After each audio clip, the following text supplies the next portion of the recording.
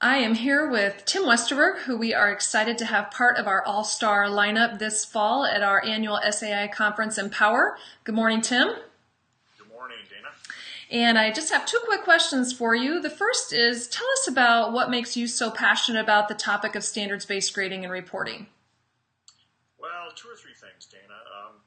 One is, I think what we now know about classroom assessment and grading as we move towards standards-based grading has so much potential for improving both the accuracy and the fairness of grades for students. By accuracy, I mean that students who receive good grades, for example, A's and B's, are prepared to go on to the next level without remediation. Juniors and seniors who are getting A's and B's, 3.0 and above, GPAs, are prepared to take entry-level freshman college courses without remediation. Eighth graders are prepared for high school mathematics without remediation. And as you know, that's not the case today. Across this country and in Iowa, approximately a third of our students who go on to higher education need to take remedial courses of one type or another, and of those who do, many drop out and never finish with a degree. Accuracy and also fairness. Pretty much every student, really every parent, every teacher understands that some teachers grade easier, have lower standards. Some teachers require a lot of writing, other teachers don't. In other words, a student's grade in many schools today depends to some extent on which teacher the computer schedules them for, as opposed to the quality of the work they've turned in. So accuracy and fairness, there's so many things that we can do to improve those two things, and that's just better for kids. That's easy to get passionate about. There's also a lot of levers in our moving towards standards-based education that improve student performance. For example, the use of formative assessment is a huge part of standards-based grading, and formative assessment is a huge lever to improve student achievement. So accuracy, fairness, and most importantly, sound instructional strategies tied to classroom assessment and grading that improve student performance. Also, it's kind of fun, Dana, because it's real easy to get teachers excited when you challenge their grading system.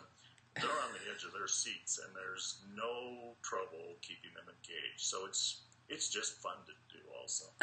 Well, you probably are aware that that's a very hot topic. Standards-based grading is a very hot topic in Iowa. And so I know that you'll have a large number of our colleagues interested in that topic and engaging in conversation. What are some of the takeaways that you anticipate for our K-12 principals and superintendents who elect to engage in your session? Yeah, as you know, I've got two sessions. The first one is kind of for people who are just wanting to begin the conversation about grading in their schools or districts. So in that session, I will challenge 7 what I call highly questionable practices, 7 traditional grading practices that most teachers just accept without question, and I'm going to take those down. I'm going to challenge those. I'm going to question those. That usually really gets people thinking, creates some cognitive dissonance in terms of, gee, maybe I don't feel so good after all about what we're doing in our classrooms with regard to classroom assessment and grading. And I guess the takeaway from that is it prepares administrators to begin the classroom assessment and grading conversation in their schools. The second session that I'm doing, or the other session that I'm doing, is for people who've probably already started down that road. They've already been having the conversation about standards-based grading, or at least some aspects of standards-based grading. And in that session, my intent, that one's not necessarily for beginners, although if you went to the first session, you would then be prepared to go to the second session.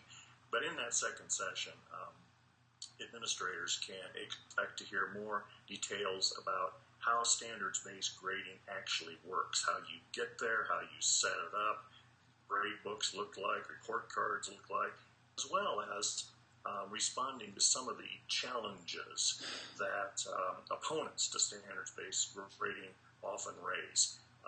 The same questions pretty much come up across the country in different states from teachers, from parents, from students. And I'd like to be able to address those, to equip those participants in that session to answer them in their communities. Well, that sounds great. It really sounds like our leaders will be able to walk away with answers to some of the questions and some tools to help support them as they carry this work forward in their districts. So great. Very excited to have you here, and I just want to thank you for your time this morning.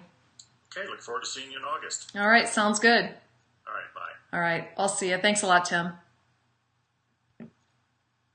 That's it. All Okay. right. Hey, thanks. Have a great day. You bet. You too. Bye. Bye.